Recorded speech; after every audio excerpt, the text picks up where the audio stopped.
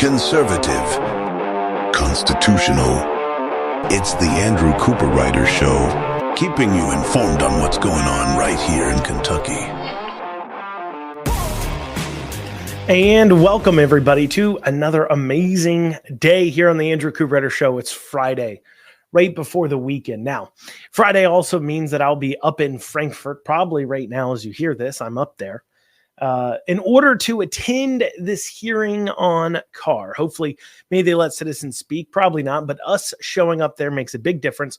We're going to go into some of the chatter about that here today. Also, we've got an op-ed from the Herald-Leader that I want to dig into a little bit on the budget. It is a budget year.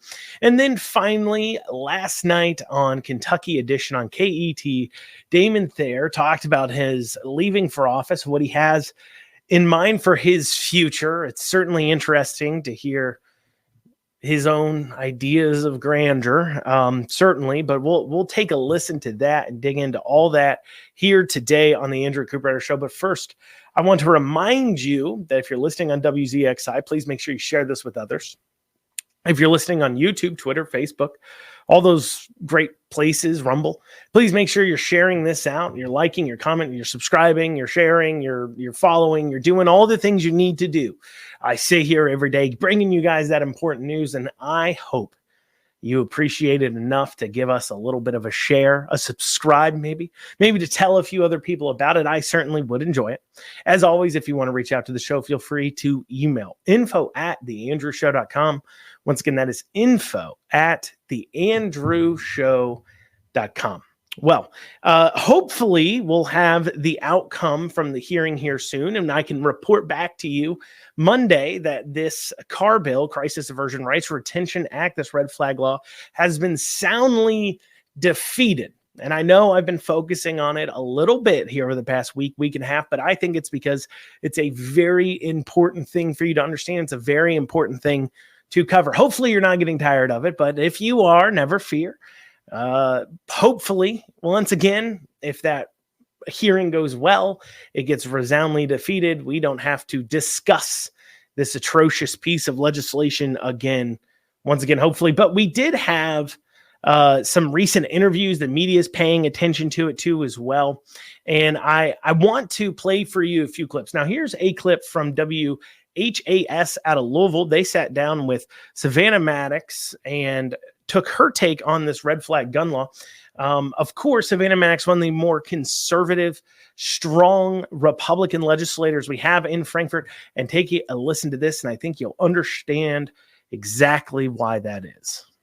The right to bear arms and due process are the concerns for Republican State Representative Savannah Maddox, a staunch conservative and former candidate for governor who's at times distanced herself from others in the GOP. In this case, that includes her stance on any concept of gun control whatsoever. I think that it's unconscionable that with a supermajority of 111 out of 138 Republicans that we're even having a discussion about gun control legislation. You don't believe even with narrowly tailored protections that something like this could help families?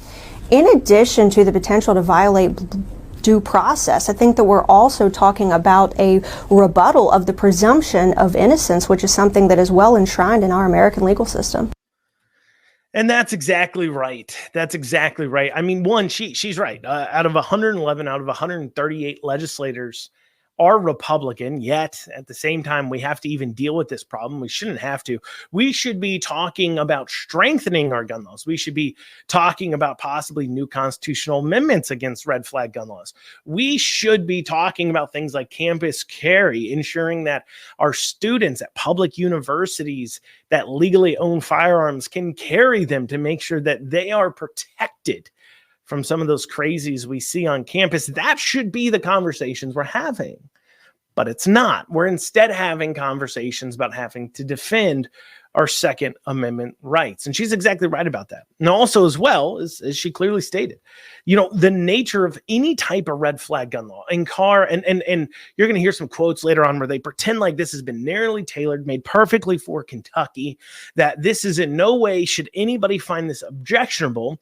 But the very essence of a red flag gun law is to punish people for perceived potential of future crimes. It's not even that they've committed a crime. It's that they are innocent, but they want to take their guns away, just their guns away anyways, in order to prevent said crime they think might be possible in the future. And you think I'm mistaken? Well, stay tuned, because coming up here in a bit, we're going to hear some quotes, hear some other things from some of the so-called Republican legislators pushing this forward and what their feelings are on it. And it will perfectly outline that these people are innocent, that they're seeking to punish under the government. And they say, well, look, if they're perfectly healthy, if they're perfectly fine to own guns, they don't got to worry about anything. Look, the process is a punishment as well. The punishment is the process. You have to pay thousands of dollars for an attorney to protect your rights when you haven't even been accused of a crime. That's ridiculous.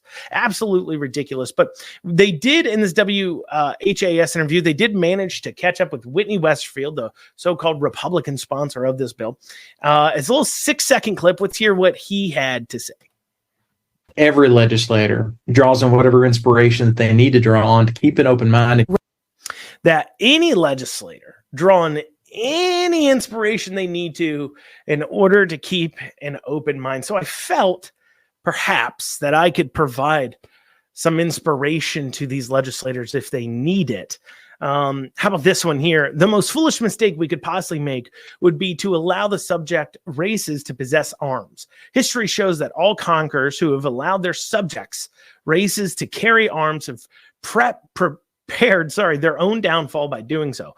Indeed, I'd go so far as to say that the supply of arms to the underdogs is a sine qua non for the overthrow of any sovereignty. So essentially, underdogs, the citizens owning firearms, is a threat to the government and to fascism and dictatorships. And why am I able to say that? Well, that is a quote from one Adolf Hitler.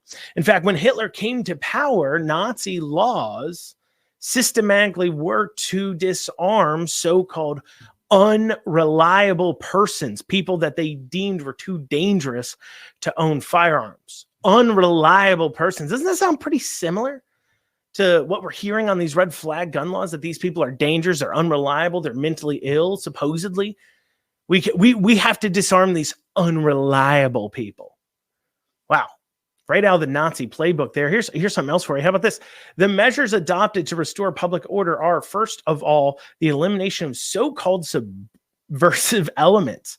They were elements of disorder and subversion on the marrow of each conflict. I gave the categorical order to confiscate the largest possible number of weapons of every sort and kind. This confiscation, which continues with the utmost energy, has given satisfactory results. That's from one Benito Mussolini. And maybe those aren't your type of dictators. Maybe you want somebody more in the communist realm, right? Well, this here from Mao: all political powers come from the barrel of a gun. The Communist Party must command all the guns.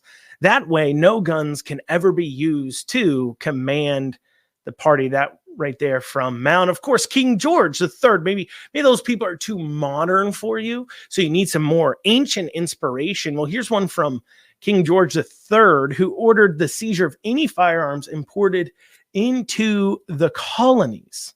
It's funny, right? All the very same people that we either fought wars against, have decried nationally for years. Well, they all had something in common too. They also believed that undesirables and that people shouldn't be allowed to own firearms, regardless if they've committed a crime or not. I guess that's something that these so-called conservatives like Whitney Westerfield have in common with people like Hitler and Mussolini and Mao and King George. They also hate their citizens and want to disarm them. But that's not all we've had. We've had some other articles about this as well. We'll be covering that after this break. You're listening to the Andrew Cooperrider Show, your source for Kentucky politics. As always, if you want to reach out to the show, just email info@theandrewshow.com. Once again, that's info@theandrewshow.com. We'll see you back here right after this short break. And you are back with the Andrew Cooperrider Show, your source for Kentucky politics from a constitutional and conservative viewpoint. For the break, we were talking about a little bit more about this hearing. As we're getting closer, we're seeing more legislators talking about it, seeing more news articles talking about it. And one that caught my eye for a few reasons. One, it did actually, it had mentioned me in it. So it kind of caught my eye because of course, I have Google Alerts set up for my name. And in it, they had mentioned that myself and a few others have been putting together what they called a coalition of resistance against this bill. It's weird to call it a coalition of resistance. The author of this, of course, is Tessa Duvall, one of the more liberal political reporters over at the Herald-Leader. And it's interesting that they call it a coalition of resistance. Who are we coalitioning with? It's not a coalition. It's just us, the people. It's the citizens. They want to dress us up as political, that it's super political, that we're out here as political actors, drawing together these different political groups and yada, yada. No, it's just the people of the Commonwealth who find this so objectionable, putting up a resistance to it. There's no nefarious work at play. We just see what's wrong and what's right and call it out.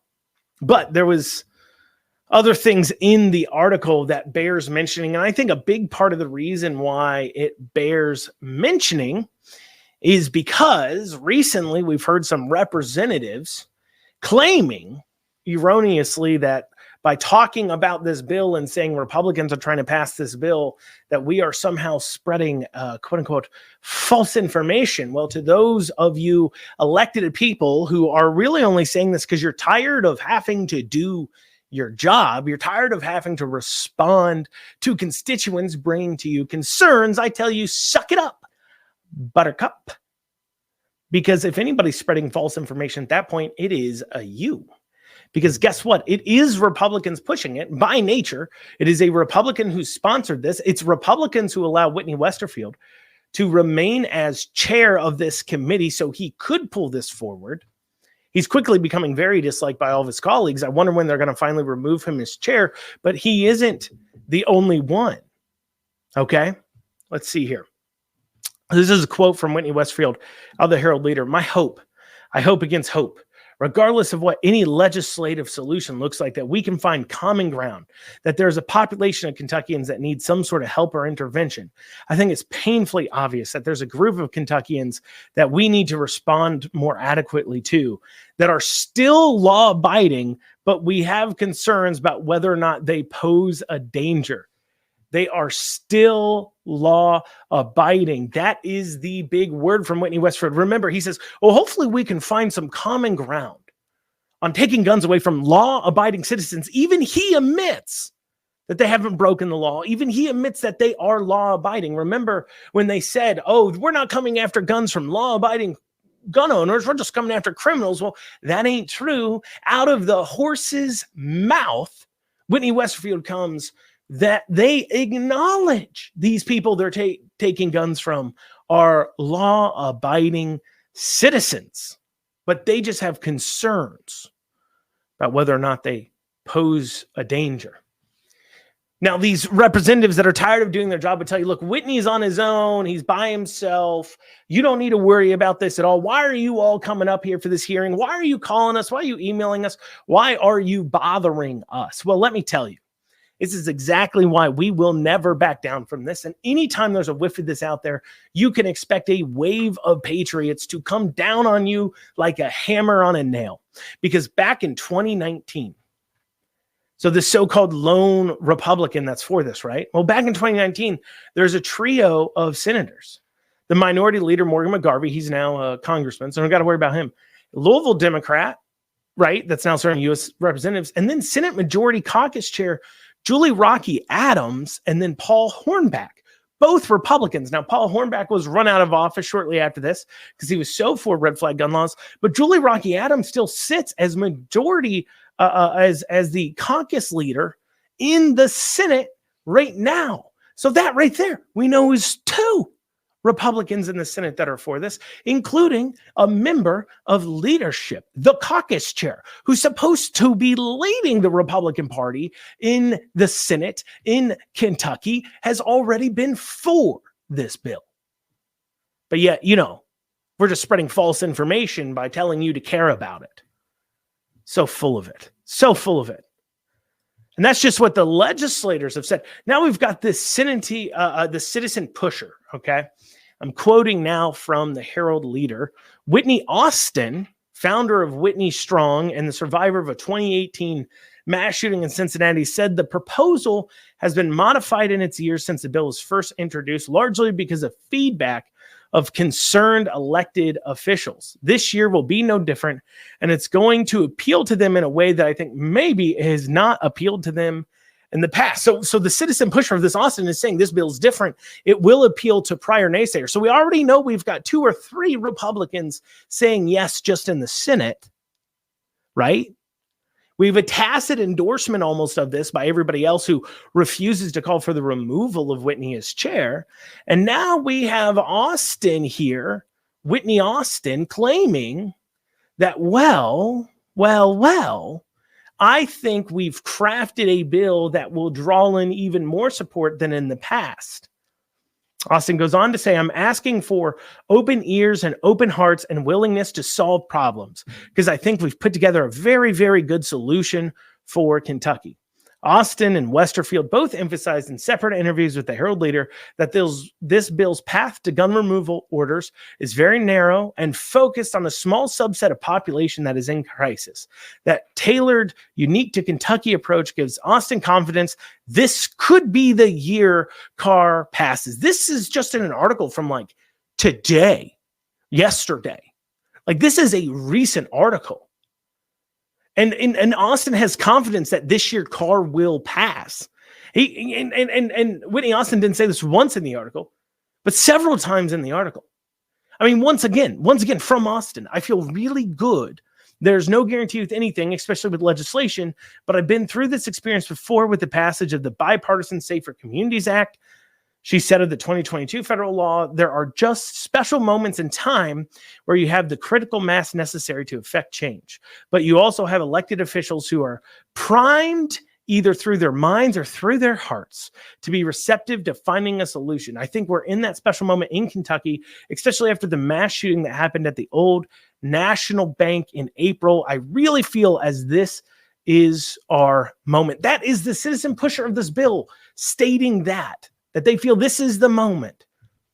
Oh, yeah, people are primed with that mass shooting at Old National Bank, which, by the way, to remind you, that shooter's manifesto said that the whole reason why he shot up the place, according to him, was because he wanted to show that, we need to push gun legislation. In his manifesto, he said, I'm going to shoot up the place and they're going to realize how easy it is for me to get guns, and then gun laws will be passed and my life is worth sacrificing and all those other people's lives are worth sacrificing in order to accomplish gun control. That was in the manifesto, ignoring the fact that a red flag gun law would do nothing to prevent the shooting at Old National Bank in April. Why? Because the shooter in that case bought the gun like a week or so before.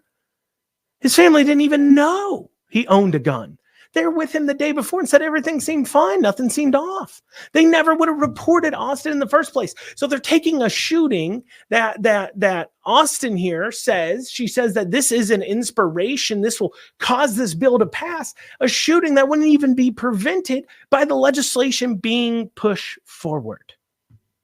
And Tess Duvall, the author of the article, now makes what I think is one of the most unconvincing reasons for passing this bill. And harping on this, I'm just going to tell you, if you're trying to convince somebody like me, harping on this ain't going to make a difference. Let me explain why, but is what Tess Duvall goes on to say. He goes, the 5th District in Eastern Kentucky, represented by U.S. Representative Hal Rogers, has the 9th highest rate of firearm suicides in the nation, with 13.6 per 100,000 people, compared to the national average of 7.1. 73% of suicides in that district are with firearms. The national average is 50%. The report found, additionally, from 2018 to 2021, CDC data showed an average of 823 people died from firearms each year in Kentucky, of which 502 are suicides. So one of the things they're using to push forward this red flag gun law is suicides, which is maybe the stupidest argument in the world for a few reasons. One, you're assuming that if a person didn't have a gun, they wouldn't commit suicide. Is that your claim? And here's the second thing to consider. Let's say somebody is suicidal or they're on the edge. Do you think coming in and taking away their guns might be the thing that pushes them over the edge, possibly? If somebody's already suicidal and then they find out they've got a hearing in a few days, they got to shell out thousands of dollars for in order to keep their constitutional rights, you don't think that might make them a little bit mentally unstable if they already are? So not only is it completely uncompelling to say that if we remove guns, it stops suicides. I mean, by their own data, nationally speaking, over half of suicides are committed without guns anyway. So if you throw away guns, what, you think the other half will just be like, oh, I'm suddenly not mentally ill, I don't want to kill myself? You think that's the case? Of course not. And if we're looking here really honestly, and I know it's grim to talk about, but let's be straightforward here. Once again, if a person's mentally unwell where you're concerned about suicide, if they're so mentally unwell that you're saying they shouldn't be able to own guns because they might kill themselves, well, I would argue that if they're that bad off, taking away their guns is what's going to push them over the edge. I mean, if you just found out you're getting hit with, if they're so mentally ill, they need their rights removed from them without committing a crime, they're that mentally ill, supposedly. Well, don't you think them facing thousands of dollars in potential legal fees is going to be the thing? You don't think that might push them over the edge? Of course it will. Horrible arguments all around. So we'll know what the outcome is from this hearing. We'll talk about it Monday. Coming up, we're going to be talking about the budget.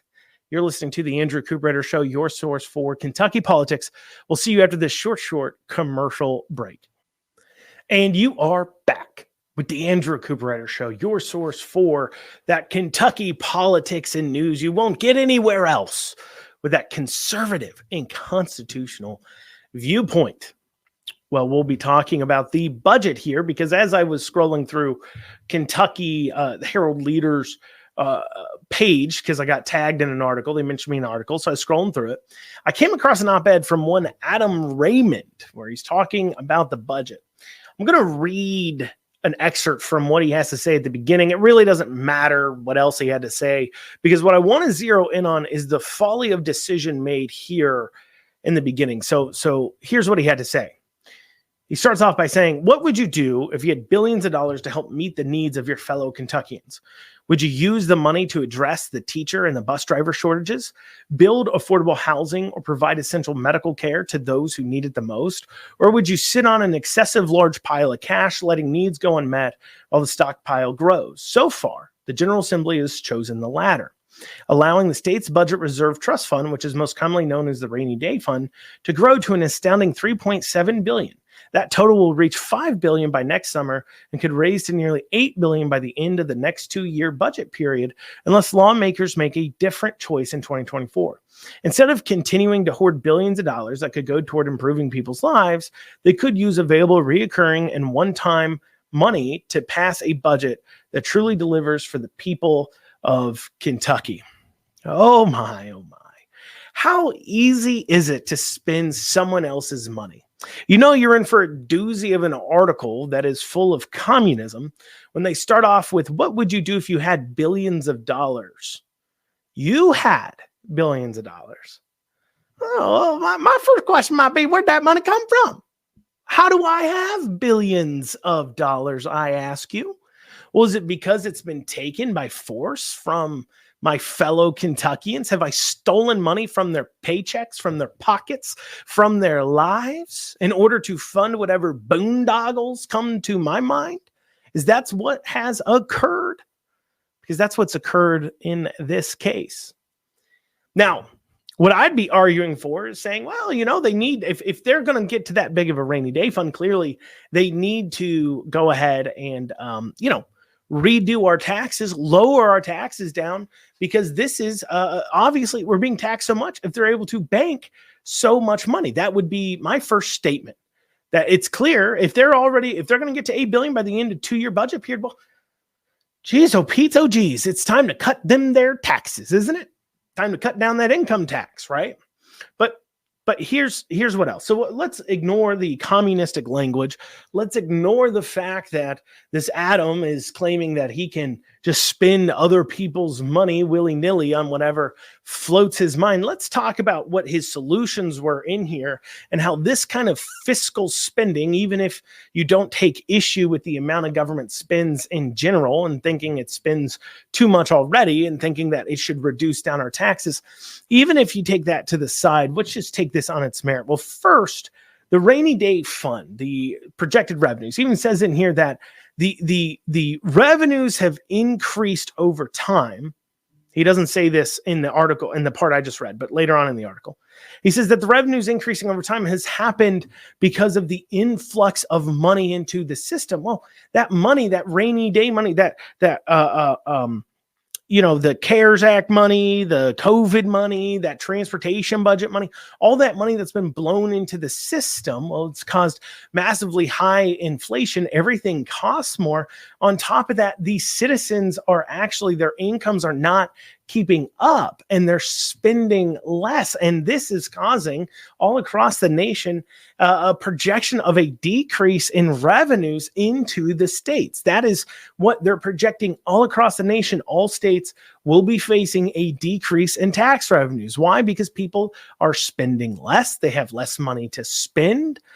People are not earning it. And when you make up for the fact that you have inflation, inflating costs, and other things as well, sitting there saying that we will have a budget that continues to grow would be an incorrect claim. And to sit there and say you can't count on that money tomorrow because you don't have those federal dollars flowing through the system. But despite that, Adam here is advocating that we not just do one-time things, right? So let's say your government does come across a large amount of one-time money. What should they do with it? Well, the smart move would be for them to make one-time capital purchases to maybe defray costs into the future. An example of this might be, let's say they have a old, truck. Let's say you live in a small town. Let's say, like Wilmore, Kentucky. I believe they provide trash to their citizens. They have a trash truck. At least when I was familiar with the area heavily, not recently, but last year or two, a year or two ago, I was heavily familiar with the area, and I knew that the trash truck there was older and breaking down quite a bit. So if the city comes into some money, a smart move might be to go ahead and buy a new trash truck, sell the old one, so that way in the future, your repairs cost is lower. You need less maintenance money going into the trash system, and then you've made your budget better into the future. That's one-time capital things. Or if you're finding yourself having to, repave a road, resurface a road that really needs completely stripped down and redone all the time. Maybe if you get some one-time money in, you go ahead and take care of that. That's how you make yourself in a better fiduciary state into the future as a government. What you don't do, because you have one-time money, is go ahead and bring on new reoccurring expenses, right? It would be like you getting a one-time bonus of $5,000 and saying, well, let's go ahead and go buy a new car that costs $1,000 a month. You can only afford the bill for the next 5 months. And then what are you going to do? You're back in debt. You need more money. You're going to have to take more from your citizens if you're the government, because that's the only way they can make more money. It does not set up for a good fiduciary future. But what did he push forward? Well, he talked about things like providing essential medical care. Well, that's an ongoing expense. Build affordable housing. That's an ongoing expense because you build those houses, they get into it, they destroy it. What are you going to do? Take care of them? What are you doing here? Address the teachers and bus driver shortages. Well, if you hear from Andy Bashir, the only way to address teacher and bus driver shortages is to, quote unquote, pay more money. They just need more money. Well, that means an increase in expenses into the future. This is a big flaw. And here's the other thing that, of course, Adam isn't considering, and that is our goal to lower the income tax. Part of the reason why they're racking up so much money is because they want to make sure that they can come in. They're lowering the income tax. Like I said, I disagree with the process that they're doing overall because it requires an increase in funds, and they're not actually tamping down their spending. Their spending is growing, which is also causing problems. Longtime listeners of the show will have heard me detail that out, but they want to lower the income tax here in the state overall over time. They build up this stockpile of money. So that way, if they cut down funds and then they don't have enough in the next year or two, well, their budget isn't a completely, useless, that they're not broke is a joke. They have some money in the fund, and the rainy day fund, they can pull that over and then readjust their tax laws into the future to make sure it doesn't happen again. It gives them that cushion. That's part of the reason why they're banking so much, is because they are redoing our tax system here in such a way that they think will bring in more money. But, part of their whole process of why they think it'll bring in more money is because they think changing these tax laws will cause this massive amount of growth and migration into Kentucky, which I think they're mistaken in. And that's why I would have been for a plan that says keep your spending even, because that makes more sense. Maybe tack it to inflation. Actually, I'd say spend less, because I think the state already spends too much. But instead they've said we need to grow revenues through this process too as well. So Adam's just all around wrong. Not only is he wrong in the presumption that you have money, it's Kentuckians' money that you've stolen from them, but two, he also is advocating for increased expenses over time that will directly result in needing to tax more and more and more. But of course, that's the Democrat way. Spend more, tax more, spend more and tax more. And honestly, some of these Republicans aren't much better. Well, y'all, that's what we got time for in this segment. Coming up next, we'll be talking about Damon Thayer. He's on Kentucky edition on KET. We'll go over what he had to say after this short break. You're listening to The Andrew Cooperrider Show. And you are back with the Andrew Cooperrider Show, your source for Kentucky politics. Those of you who listened to the show yesterday know that our top story was that Damon Thayer was no longer running for the Senate. He was up for reelection. He decided he wasn't going to run. Damon Thayer is the state Senate floor majority leader, maybe some would say second in command in the Senate. And I went over my dislike for him, very corrupt individual. We'll talk more about that here, but he was asked, why is it on Kentucky edition on KET? He was asked, why is it that you are stepping down? Why is it that you are decided not to run again? Let's hear his response. Why and why now? I have, some good things happening in my private business life. My consulting company has been picking up since the pandemic. I do some horse racing work outside of Kentucky. And then my bourbon company, Kentucky Senator Bourbon, is really at a key spot. It's a nascent, burgeoning brand. And on behalf of my business partner and my investors, I have a fiduciary responsibility to help grow that company and that brand. And this job, this supposedly part-time job, is really full-time, and it holds me back from being able to fulfill a lot of my private sector commitments.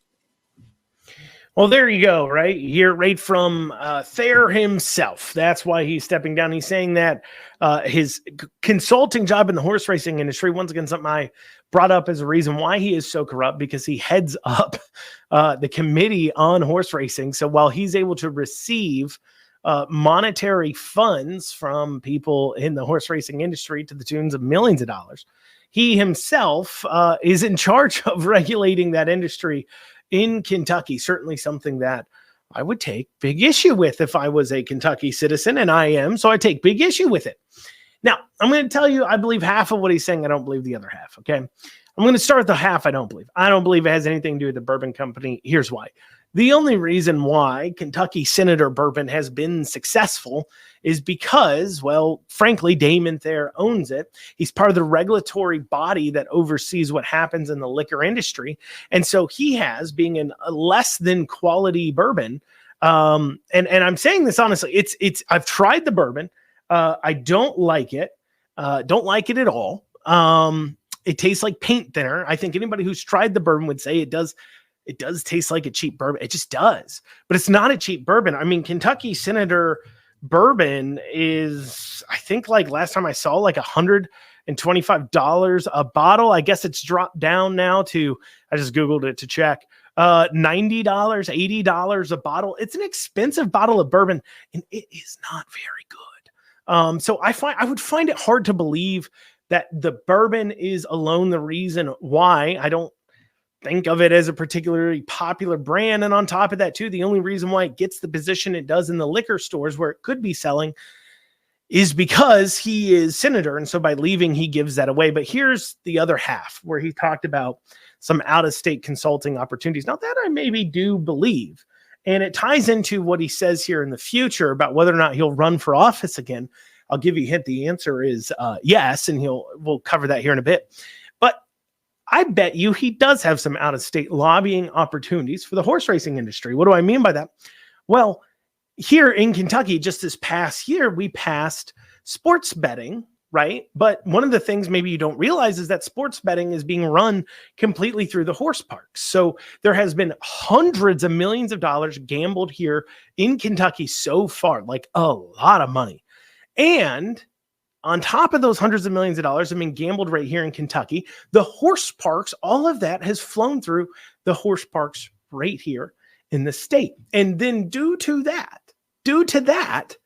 I could see that some of these, because they're conglomerates too. I mean, these horse parks, they own other horse parks in other places, right? I could see them saying, look, we want to pay you if you can go and get sports betting passed in this other state for us. You got it passed in Kentucky. Maybe you now being a legislator or anything else, you can go get this passed in other states for us. We'll pay you a pretty penny to do so. I would believe that 100% every day of the week. I would believe that would absolutely be an opportunity he has. And doing so may pay him big, big money.